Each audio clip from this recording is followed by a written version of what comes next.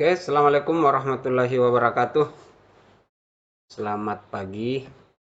Bagaimana kabarnya pada masa-masa pandemi sekarang ini? Jadi kali ini kita akan belajar online tentang teknik kerja bengkel. Materinya yaitu keselamatan dan kesehatan kerja atau biasa disingkat dengan K3 berdasarkan OSHA. Itu Occupation Safety Health Administrasi. Ya, kalau di Indonesia kan ini administrasi kesehatan keselamatan dalam bekerja. Itu adalah materi kita kali ini. Sebelum kita masuk pada materi, ada beberapa pertanyaan awal yang harus kita lihat. Yaitu apa sih perbedaan antara kesehatan kerja, keselamatan kerja, dan tempat kerja. Yang kedua, undang-undang apa pada RI, pada negara kita ini yang mengatur tentang ketenagakerjaan. Yang ketiga, yaitu faktor-faktor apa saja yang mempengaruhi keselamatan kerja. Dan yang keempat, sebutkan macam-macam alat pelindung diri. Yaitu biasa disebut dengan APD. Oke lah, kita langsung masuk pada materi. Kesehatan kerja yaitu upaya yang ditunjukkan untuk memperoleh kesehatan yang setinggi-tingginya dengan cara mencegah dan memberantas penyakit yang diidap oleh pekerja, mencegah kelelahan kerja, dan menciptakan lingkungan kerja yang sehat. Jadi kesehatan kerja ini adalah upaya atau usaha yang kita lakukan untuk mencapai kesehatan di dalam melakukan pekerjaan. Upaya apa saja bisa kita tempuh untuk melakukan pekerjaan agar kita selalu sehat. Itu namanya kesehatan kerja. Selanjutnya, itu keselamatan kerja. Ya. Keselamatan kerja di sini adalah upaya-upaya yang ditunjukkan untuk melindungi pekerja, menjaga keselamatan orang lain, melindungi peralatan, tempat kerja, dan bahan-bahan produksi, menjaga kelestarian lingkungan hidup, dan melancarkan proses produksi. Jadi keselamatan kerja ini adalah usaha-usaha yang kita lakukan untuk melindungi diri sendiri sebagai pekerja, melindungi orang lain, melindungi peralatan agar bisa awet, melindungi tempat kerja, dan melindungi bahan-bahan produksi, dan menjaga kelestarian lingkungan di sekitar. Jadi di sini kita kan melakukan sebuah upaya-upaya, melakukan sebuah usaha untuk melindungi diri, orang lain, alat-alat, tempat kerja, dan bahan-bahan produksi, dan melindungi lingkungan di sekitaran kita. Itu namanya keselamatan kerja. Tempat kerja. Tempat kerja ini adalah ruangan atau lapangan, baik yang tertutup ataupun yang terbuka, baik yang bergerak atau tetap tidak bergerak, di mana pekerja itu sering dimasuki untuk keperluan pekerjaan. Jadi yang namanya tempat adalah ya tempat, baik tempat yang terbuka maupun yang tertutup, baik ruangan maupun lapangan, di mana disitulah kita akan melakukan sebuah pekerjaan. Ya, itu namanya tempat kerja. Nah, jadi pertanyaan pertama tadi sudah terjawab, perbedaan daripada kesehatan kerja, keselamatan kerja, dan tempat kerja. Undang-undang apa saja yang mengatur tentang ketenaga kerjaan? Yaitu Undang-Undang Nomor 13 Tahun 2003. Ya, pada pasal 86 ayat 1 berbunyi, setiap pekerja atau buruh mempunyai hak untuk memperoleh perlindungan atas A. Keselamatan dan kesehatan kerja, moral dan kesusilaan, C. Perlakuan yang sesuai dengan harkat dan martabat manusia serta nilai-nilai agama. Jadi pasal 86 ini ayat 1 itu akan mengatur tentang setiap pekerja itu harus diberikan keselamatan dan kesehatan kerja. Ya. Pasal 1 juga mengatur bahwa setiap pekerja itu harus diperlakukan secara bermoral dan berkesusilaan. Jadi tidak semena-mena terhadap pekerja atau buruh. Masih pasal 1 juga itu mengatur tentang setiap pekerja atau buruh harus diperlakukan dengan harkat dan martabat manusia serta nilai-nilai agama. Bukan lagi seperti pada zaman penjajahan. Itu. Ya, jadi setiap pekerja itu dilindungi oleh undang-undang. Ya, untuk pasal 2 untuk melindungi keselamatan pekerja guna mewujudkan produktivitas kerja yang optimal diselenggarakan upaya keselamatan dan kesehatan kerja. Jadi apabila kesehatan dan keselamatan kerja sudah terpenuhi kepada setiap pekerja, maka gunanya, fungsinya, dampak yang dihasilkan itu produktivitas kerja itu sudah optimal. Kalau produktivitas kerja seorang pekerja itu optimal, ya secara otomatis hasil yang dihasilkan itu akan optimal juga, akan maksimal juga. Tapi kalau pekerja tidak diperhatikan keselamatan dan kesehatan kerja, yaitu sakit-sakitan, batuk-batuk, pilek, apa segala, ya otomatis bekerjanya juga tidak optimal sehingga hasil yang dihasilkan itu tidak sesuai dengan target. Dan untuk pasal 86 masih ayat 3, perlindungan sebagaimana dimaksud dalam ayat 1 ayat 2 dilaksanakan sesuai dengan peraturan undang-undang berlaku. Maka pada pasal 1 dan pasal 2 ini akan dibuatkan lagi undang-undang yang mengatur ya untuk pasal 1 dan pasal 2. Ada lagi pasal 87. Tadi itu pasal 86. Sekarang kita masuk pada 87. Pasal 87 ayat 1. Setiap perusahaan wajib menerapkan sistem manajemen keselamatan dan kesehatan kerja yang terintegrasi dengan sistem manajemen perusahaan. Jadi perusahaan itu harus atau wajib menerapkan sistem manajemen kesehatan dan keselamatan kerja. Kesehatan dan keselamatan kerja apa itu? Yang diatur oleh OSHA. Ya. Occupation, Self and apa lagi namanya? Occupation, Safe and Health Administrasi, yaitu administrasi kesehatan dan keselamatan kerja. Ya, itu setiap perusahaan itu wajib. Jadi kalau misalnya ada yang membuat sebuah perusahaan, mendirikan sebuah perusahaan, yang harus diperhatikan dulu adalah ya administrasi kesehatan keselamatan kerja. Pasal 2, ketentuan mengenai penerapan sistem manajemen dan keselamatan kerja sebagaimana dimaksud dalam pasal 1 diatur oleh peraturan pemerintah. Jadi akan dibuatkan lagi peraturan pemerintah tentang perusahaan, manajemen perusahaan. Manajemen apa saja itu harus mengikut pada peraturan pemerintah.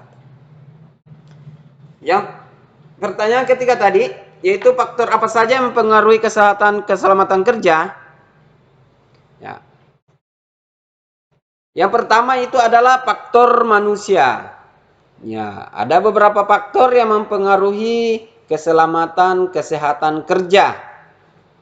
Yang pertama itu adalah faktor manusia. Ya, faktor pekerjanya itu sendiri. Faktor manusia, tingkah laku yang sembrono, pengetahuan yang kurang, keterampilan yang kurang memadai, kelelahan, kondisi fisik yang kurang sehat, mental yang stres, dan tidak disiplin dalam mematuhi aturan keselamatan.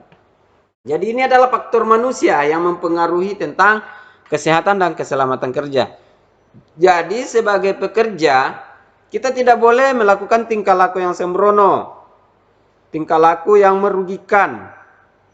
Sebagai pekerja juga, kita harus mempunyai pengetahuan yang besar. Ya, kita harus berpengetahuan. Ya, bukan tahu, sok tahu. Ah, itu yang mempengaruhi faktor manusia. Keterampilan yang kurang memadai. Ya, kita tidak terampil di dalam menggunakan misalnya alat-alat, misalnya di bengkel, alat-alat bengkel. Kita tidak terampil dalam menggunakannya. Ya, misalnya kita membuka baut, kita tidak menggunakan obeng. Nah, kita menggunakan pisau atau menggunakan sendok atau menggunakan apa, itu tidak terampil namanya. Kelelahan. Terutama yang anak-anak muda yang akan jadi pekerja, kebanyakan mereka kelelahan. Kenapa? Dia begadang setiap malam. Apa yang dilakukan di saat dia begadang? Ya, yaitu melakukan sesuatu yang kurang bermanfaat. Nah, besoknya kerja, maka dia akan kelelahan. Sehingga kondisi fisiknya kurang sehat. Jadi kalau misalnya kondisi fisik yang kurang sehat, tidak usah masuk kerja. Ya, itu berbahaya. Ya, apalagi kalau seorang pekerja itu tidak pikirannya tidak normal atau biasa pikirannya stres. Nah, itu faktor manusia. Jadi seorang pekerja itu tidak boleh stres. Tidak boleh stres.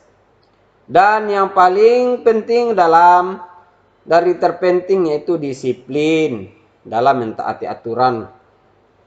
Ya, jadi seorang pekerja itu harus disiplin. Itu adalah faktor manusia. Faktor alat-alat kerja. Ya. Kurang sesuai dengan postur tubuh. Nah, apalagi yang cuma 1 meter kotor, ya tidak usah meraih barang-barang yang lebih tinggi. Jadi penempatan alat-alat kerja ini harus sesuai dengan postur tubuh yang mengoperasikannya. Kayak misalnya stop kontak lampu jangan terlalu tinggi, karena apabila pekerja-pekerjanya itu ceper-ceper semua. Jadi harus disesuaikan dengan postur tubuh. Penempatan alat-alat kerja itu harus disesuaikan dengan postur tubuh. Yang kedua, alat yang tidak layak pakai. Ini faktor alat. Alat yang tidak layak pakai. Ya, sudah termakan usia, sudah rusak, sudah tidak boleh digunakan, masih juga digunakan. Nah, itu faktor alat kerja yang mempengaruhi kesehatan dan keselamatan kerja. Selanjutnya, tidak memakai alat pengaman. Nah, jadi di dalam melakukan penempatan alat-alat kerja, setiap saat ada bagian-bagian mesin, ada bagian-bagian tertentu yang harus dipasangkan pengaman. Ya, misalnya alat-alat kerja yang berputar, harus dipakaikan penutup. Alat-alat kerja yang tajam, ya harus dipakaikan pengaman dan lain sebagainya. Faktor lingkungan kerja. Faktor lingkungan kerja ini yaitu kondisi tempat kerja yang tidak memenuhi persyaratan. Seperti tempat kerja, lingkungan kerja yang banjir. Sementara di dalam industri itu harus persyaratannya itu harus aman. Ya, jadi kalau misalnya bekerja di tempat yang basah, sementara kita berhubungan dengan listrik, maka itu kondisi tempat kerja yang tidak memenuhi persyaratan. Atau tempat kerja yang tidak landai atau tidak rata. Ya, tempat kerja yang kurang sirkulasi udaranya. tempat kerja yang tidak memenuhi syarat penerangannya atau masih remang-remang, gelap. Tempat kerja yang kurang bersih. Nah, itu faktor lingkungan kerja yang tidak memenuhi persyaratan. Itu faktor-faktor kerja. Ya.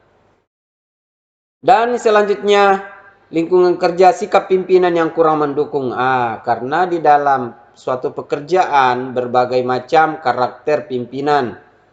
Ada pimpinan yang acuh-acuh saja, ada pimpinan yang otoriter, ada pimpinan yang diktator. Jadi itu mempengaruhi keselamatan kerja. Setiap saat pimpinan marah-marah terus, ngomel-ngomel terus, itu sangat mempengaruhi kondisi di dalam melakukan pekerjaan. Ada juga pimpinan yang acuh-acuh saja, itu juga tidak boleh. Ya, mau berbuat kesalahan, mau berbuat kebaikan, mau berbuat apa saja, dia hanya melihat saja, tidak menegur, tidak memperingati, tidak mengajarkan. Itu pimpinan yang tidak boleh ditiru. Tidak boleh juga pimpinan ngomel-ngomel terus. Lebih banyak ngomelnya dibandingkan bunyi mesin. Ya. Ngomel-ngomel terus dari pagi sampai malam, ngomel-ngomel terus. Itu pimpinan yang tidak mendukung dalam melakukan pekerjaan. Itu masuk dalam faktor lingkungan kerja. Ya, kita masuk pada alat pelindung diri. Alat pelindung diri. Itu alat yang melindungi diri sendiri. Jadi alat ini yang melindungi diri sendiri dari bencana, dari sesuatu yang kita tidak inginkan. Ini adalah namanya alat pelindung diri. Syarat-syarat alat pelindung diri atau APD yaitu sesuai dengan bahaya yang dihadapi. Jadi APD ini sesuai dengan bahaya yang dihadapi. Bahayanya kita takut terkena kejatuhan barang, kita tidak pakai helm, malah menggunakan kos tangan. Itu salah satu contoh salah. Ya. Yang kedua, terbuat dari material yang akan tahan terhadap bahaya tersebut. Ya, jadi syarat yang kedua dari APD ini itu terbuat dari material, terbuat dari bahan yang akan tahan benturan, tahan api. Ya. Jangan menggunakan alat pelindung diri yang KW. Ya. Cuma model saja, tidak ada guna. Yang ketiga, tidak mengganggu kerja operator yang sedang bertugas. Selanjutnya, memiliki konstruksi yang sangat kuat. Tidak mengganggu PPE yang lain yang sedang dipakai secara bersamaan. Tidak meninggalkan risiko terhadap pemakaiannya. Ya. Jadi sesuai dengan bahan yang dihadapi ini, jadi kita sesuaikan dengan apa yang akan kita hadapi. Contoh, salah satu yang keseharian kita laksanakan, yang kita menggunakan itu helm. Ya, jadi kalau misalnya kita ingin berkendara, maka kita harus menggunakan helm. Untuk apa? Untuk melindungi kepala. Ya. Ada yang berkendara tidak menggunakan helm, tapi menggunakan kaos tangan. Itu salah. Ya, itu salah. Yang kedua, terbuat dari material yang akan tahan terhadap bahaya tersebut. Jadi, materialnya itu harus tahan terhadap bahaya tersebut. Misalnya benturan, bahaya benturan. Jadi, bahannya itu harus kuat. Ya, bukan terbuat dari sesuatu yang empuk dan lembek.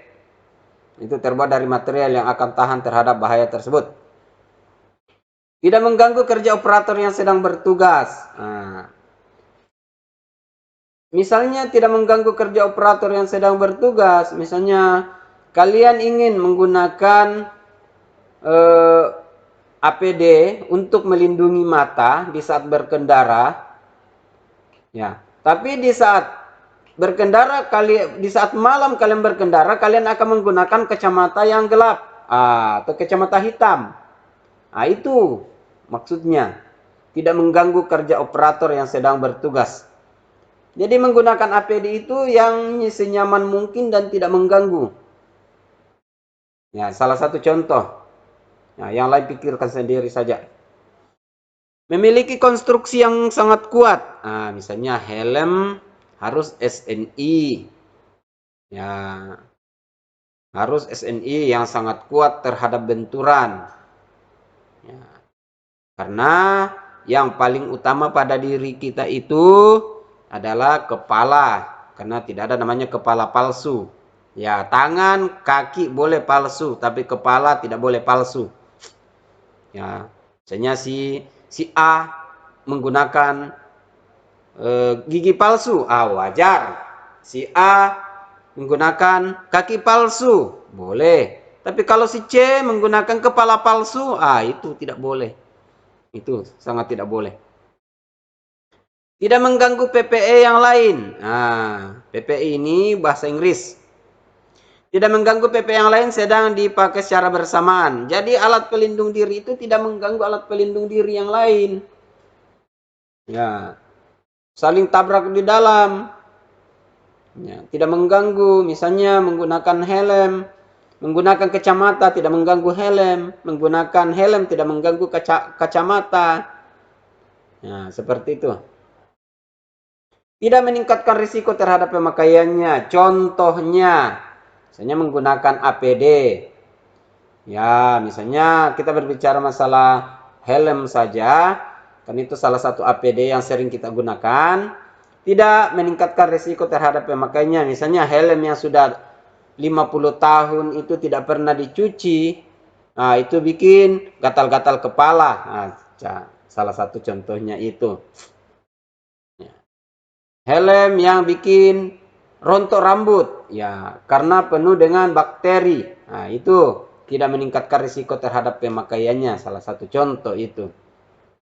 Oke? Syarat-syarat APD, ya ada 6 dan masih banyak syarat APD yang lain. Masuk pada alat pelindung diri personal protective equipment, yaitu PPE, alat pelindung diri. Ya. Alat pelindung diri pada bagian kepala yaitu adalah helm. Ya. Untuk menghindari benda-benda jatuh, ya, menghindari tubrukan pada ruang yang sempit, dan menghindari rambut terjerat pada mesin. Itu gunanya helm. Ya. Ada yang bertanya, kalau misalnya saya botak, ya harus menggunakan helm. Kenapa? Karena untuk menghindari benda-benda jatuh. Ya, orang botak juga cepat sekali terkena dengan benda-benda jatuh.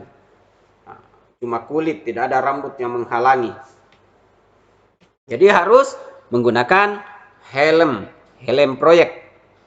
Untuk bagian mata, ya menggunakan kacamata. Ya, ini menggunakan kacamata. Gunanya apa? Untuk menghindari dari debu. Menghindari mata dari partikel-partikel berterbangan, menghindari mata dari asap, bunga api, dan sinar, baik sinar matahari maupun sinar ultraviolet. Itu gunanya kacamata. Ya. Kacamata ini digunakan di mata, bukan di telinga.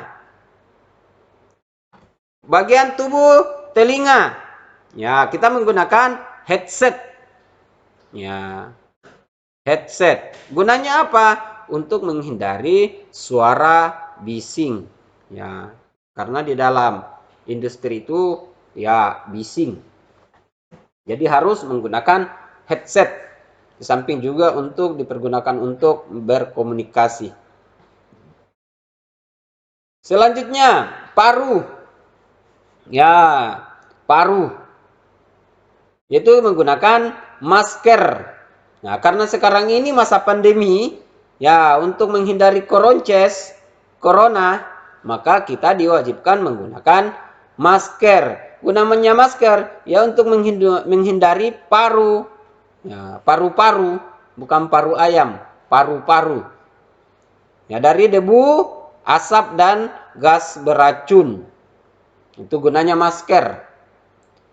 Ya. Untuk PPE tangan, ya itu menggunakan kaos tangan. Tapi kalau di industri itu bukan kaos tangan yang biasa, harus menggunakan kaos tangan yang terbuat dari kulit dan tahan terhadap api. Ya, untuk menghindari tangan dari panas, menghindari tangan dari teriris dan lain sebagainya. Kaki, kita harus menggunakan sepatu safety. Ya, ini namanya sepatu safety, sepatu yang terbuat dari kulit. Di ujungnya itu ada besi. Ya, gunanya apa? Ya, untuk menghindari kita terpeleset, menghindari benda tajam di lantai, benda jatuh, percikan logam cair. Nah, itu gunanya untuk kaki. Bukan sepatu biasa, bukan sepatu yang dipakai pergi mall, bukan sepatu yang dipakai pergi di pantai. Nah, beda.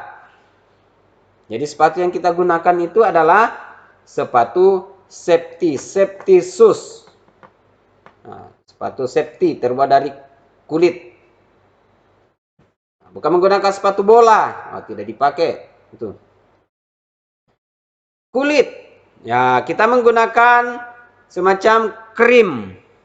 Ya, krim untuk menghindari kulit dari panas, ya menghindari kulit dari gatal-gatal, ya menghindari kulit dari kotoran dan bahaya korosif ringan, korosif kuat, dan zat pelarut. Jadi kulit juga harus dihindari. Untuk keseluruhan tubuh, maka kita menggunakan baju kerja. Ya, baju kerja ini syaratnya harus simpel digunakan, harus menutupi semua bagian tubuh. Ya, karena harus menggunakan lengan panjang dan tidak boleh terlalu longgar dan tidak boleh juga terlalu sempit. Itu untuk baju kerja. Ya, gunanya apa? Ya, untuk menghindari dari zat pelarut, kelembaban, tepi-tepi, dan ujung yang tajam, dan zat kimia korosif. Ya, itu gunanya untuk baju kerja. Ya, tuh. Selanjutnya, simbol-simbol yang wajib menggunakan PE. Nah, ada simbol kepala menggunakan helm. Jadi di situ kalau ada simbol seperti itu, maka kita diwajibkan menggunakan helm atau bahasa kerennya helmet. Ya, yang seperti ini, yang ini, setiap perusahaan pasti ada. Berarti kalau ada simbol seperti ini, wajib menggunakan helm. Kalau misalnya kepala menggunakan kacamata yang kedua ini, berarti kita harus wajib menggunakan kacamata. Ya. Simbol yang ketiga, ada kepala besar-besar di samping kiri kanan, berarti itu wajib menggunakan penutup telinga. Nah, ini simbol untuk wajib menggunakan headset. Simbol yang keempat yaitu wajib menggunakan masker. Ya, di setiap perusahaan pasti ada ini, simbol-simbol ini. Berlatar biru, gambarnya warna putih. Itu sudah kewajiban itu. Simbol yang berlatar biru dengan gambar berwarna putih. Berarti itu adalah simbol kewajiban menggunakan PPE. Personal Protective Equipment. Ya. Kalau misalnya menemukan lagi simbol yang berlatar biru dan bergambar kaos tangan, jadi kita harus wajib menggunakan alat pelindung tangan, yaitu sarung tangan. Simbol yang selanjutnya yaitu simbol yang berlatar biru bergambar sepatu. Nah, ini harus kita wajib menggunakan sepatu safety, bukan wajib menggunakan sepatu laras. Bukan. Harus menggunakan sepatu safety. Tadi sudah dijelaskan bagaimana persyaratan itu sepatu safety terbuat dari kulit, kuat, ya, tahan terhadap api, tahan terhadap benturan. Itu adalah simbol menggunakan PPE, Personal Protective Equipment.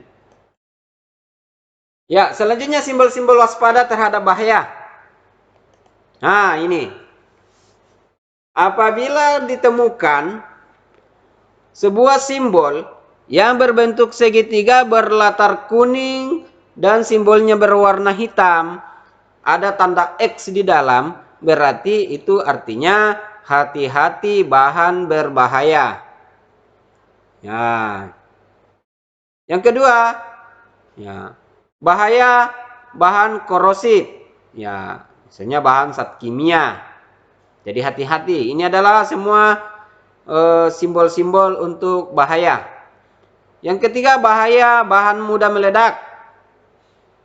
Ya, ini bahaya radioaktif. Berarti ini adalah zat kimia. Kalau yang selanjutnya ini, ya bahaya barang terjatuh dari atas. Jadi harus hati-hati. Makanya kita harus selalu menggunakan helm. Bahaya biologi. Ya. Bahaya kebisingan tinggi, biasanya masuk di dalam ruang genset, dipasangi begini. Jadi kita harus menggunakan pelindung telinga. Ya. Bahaya area laser. Nah, ini untuk radioaktif ini, untuk sinar. Jadi kita harus menggunakan kacamata. Bahaya pernapasan. Nah, jadi kita harus menggunakan masker. Nah, ini. Bahaya benda tajam. Ya, jadi kalau memasuki daerah ini ada tanda seperti ini, yaitu bahaya benda tajam, maka kita harus menggunakan kaos, tangan, sepatu safety, baju safety, dan menghindari benda-benda tajam. Hati-hati. Selanjutnya ada tengkorak, yaitu bahaya bahan beracun. Nah, banyak yang seperti itu. Selanjutnya ada air yang panas, yaitu hati-hati pada cairan yang panas. Ada mobil, ini namanya forklift. Ya, mobil yang mengangkut barang. Jadi ini adalah lalu lintasnya. Jadi jangan berdiri di situ, jangan bengong-bengong di situ, jangan selfie di situ, nanti ditabrak oleh forklift. Situ. Jadi harus hati-hati. Bahaya gas bertekanan. Nah, ini kalau misalnya kita berada dalam tabung. Kita berada di sekitaran tabung. Nah, ini adalah bahaya-bahaya yang harus kita perhatikan di dalam area pekerjaan. Simbol-simbol larangan. Nah, ini banyak sekali larangan. Ya, ada jangan mematikan mesin, jangan gunakan lift saat kebakaran, dilarang membawa makanan dan minuman. Ya, yang ini dilarang membawa makanan dan minuman biasanya ada di bengkel-bengkel. Ya, tidak boleh bawa makanan dan minuman. Dilarang menggunakan sepatu. Nah, ini biasa di masjid ini tidak boleh pakai sepatu masuk dalam masjid. Jangan didorong, jangan diduduki. Dilarang makan dan minum juga. Jangan tempatkan barang di depan tenda ini, tanda ini. Oh, mana dia? Dilarang masuk, dilarang diinjak, dilarang membawa bahan logam. Nah, jangan berdiri di sini. Ini adalah simbol-simbol larangan. Dan masih banyak juga. Masih banyak simbol-simbol larangan yang lain. Selanjutnya simbol-simbol petunjuk P3K. Ini dokter darurat, klinik darurat, kotak P3K, obat-obatan darurat, pembasuh mata darurat, alat kejut jantung darurat, shower darurat, tandu darurat, dan telepon darurat.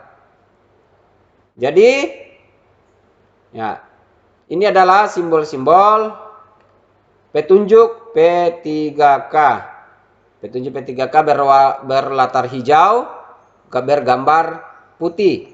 Tapi kalau simbol-simbol larangan itu berlatar putih, bergambar lingkaran merah, dan gambar di dalamnya itu ada warna hitam. Nah, itu.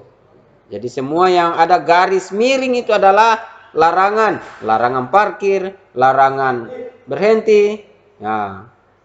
larangan jatuh cinta. Oh, salah, tidak ada. Oke, itu adalah simbol daripada petunjuk P3K. Oke, demikian materi kita kali ini. Terima kasih. Kalau bermanfaat, silakan di like dan subscribe. Tapi kalau tidak bermanfaat, terserah Anda. Oke, demikian. Assalamualaikum warahmatullahi wabarakatuh.